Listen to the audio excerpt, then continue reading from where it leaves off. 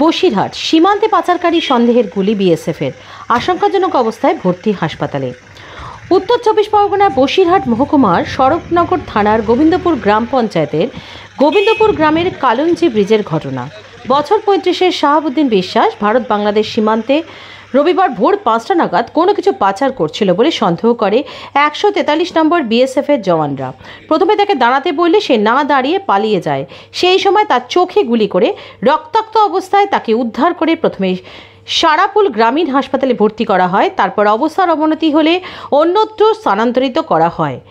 প্রাথমিক অনুমান, শাহাবুদ্দিন কোনো কিছু অবৈধভাবে বাংলাদেশে পাচার করছিল, যার কারণে বিএসএফ তাকে ধরতে গেলে সে পালিয়ে যায়। তারপর দূর থেকে তাকে গুলি করে। উত্তর 24 পরগনা থেকে সত্যম নিউজের বিশেষ রিপোর্ট। আপনাদের সঙ্গে আমি দুর্বা।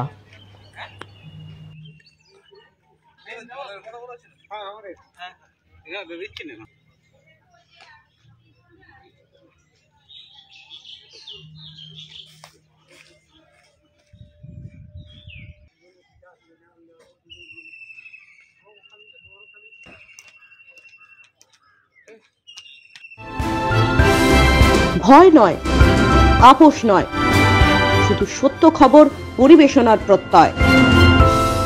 সত্যম নিউজ।